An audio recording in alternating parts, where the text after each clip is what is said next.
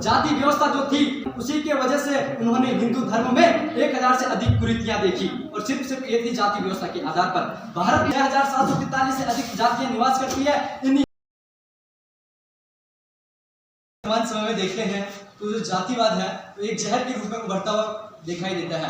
अगर हम पहले की बात करें तो जैसे यहाँ पर जो समाज में थी कई प्रकार की कुरीतियां फैली हुई थी। सब क्षेत्रवाद पहले फैला हुआ था, समाजवाद, और उन्हीं में से एक जातिवाद था। हम इसमें मैं एक महापुरुष की बात उठाना चाहूँगा कि भीमराव अंबेडकर, जिन्होंने जातिवाद जैसे जहर को उन्होंने बचपन से ही इस परेशानी का सामना किया था। जब वो बचपन में अपने स्कूल में थे तो उन्हें सिर्फ जाति के नाम पर पढ़ने दिया जाता था और ना ही उन्हें सही तरीके से पानी पीने दिया जाता था। अगर जब उन्हें पूछा जाता था, अगर वो अपनी जाति महार बताते तो उन्हें वैसे ही वह उनको एक अछूत की तरह देखने लगते थे।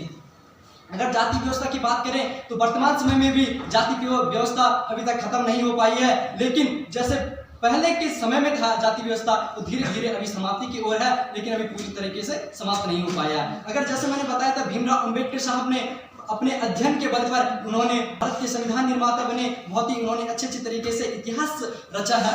लेकिन जब उन्हें सिर्फ एक जाति जैसा अशब्द, जिन्हें मतलब जो कुरीतियां है देश पर, बहुत ही इससे देश का विनाश हो रहा है। हम देखते हैं कि अगर हम अपने देश से इस जाति व्यवस्था का जो जहर है इसको खत्म कर देते हैं तो हमारा देश जो इस समय से विकासशील देश की श्रेणी में अग्रसर है वह एक दिन विकसित देश की श्रेणी में सम्मिलित हो जाएगा, सिर्फ और सिर्फ जातिवाद के नाम पर। अगर हम देखते हैं, अगर अभी भी हम वर्तमान में देखते हैं, कभी कोई किसी स्थान पर जाता है तो पहले पूछा जाता है कि तुम्हारी जाति क्या है। अगर जाति के नाम पर उसे ये किया जाता है, अगर हम कहीं यहाँ पर चाहे उत्तरकाशी की बात हो या कहीं की बात हो, अगर कोई कमरे के लिए जाता है तो सबसे पहले वहाँ पर ये पूछा जाता है कि तुम्हारी जाति क्या है।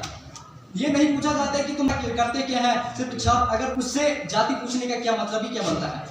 सिर्फ और सिर्फ अगर उनके पास सिर्फ जो जाति व्यवस्था का जो जहर उनके मन में है, जो उनके मन में जाति के प्रति जो के अंदर कुरीतियां हैं, जब तक वो नष्ट नहीं हुए तब तक ना तो हमारे देश का विकास हो सकेगा, ना ही तब तक हमारा देश एक दिन विकसित देश की श्रेणी में सम्मिलित हो जाएगा। जैसे मैंने बताया था बाबा साहेब भीमराव अंबेडकर ने जाति व्यवस्था था उसको खत्म करने के लिए कई सारे प्रयास किए, उसी में से था एक महान सत्याग्रह। बाबा साहेब भीमराव अंबेडकर ने इसको जाति व्यवस्था को खत्म करने के लिए चलाया था। उस समय बाबा साहेब ने सिर्फ और सिर्फ जाति व्यवस्था जो थी उसी के वजह से उन्होंने हिंदू धर्म में 1000 से अधिक कुरीतियां देखी और सिर्फ ये थी जाति व्यवस्था के आधार पर। भारत में 6743 से अधिक जातियां निवास करती है। इनके वजह से बाबा साहेब भीमराव अंबेडकर ने सिर्फ और सिर्फ जाति व्यवस्था के आधार पर हिंदू धर्म को छोड़कर बौद्ध धर्म ग्रहण किया था। उन्होंने 8,50,000 से भी अधिक लोगों के साथ उन्होंने धर्म परिवर्तन किया था और सिर्फ जाति व्यवस्था के आधार पर। अगर जाति व्यवस्था यहाँ पर सही तरीके से होती तो हमारा देश आज भी इतने वर्षों से आजाद होने के बावजूद भी इतना पिछड़ा हुआ नहीं होता। आज हम देखते हैं कि कई देशों में आज बहुत ही अच्छी टेक्नोलॉजियां आ चुकी है। क्योंकि वहां पर जब भी पूछा जाता है कोई वहां पर जाति के नाम पर नहीं पूछता है, वहां पर यह पूछता है कि तुम काम क्या करते हो।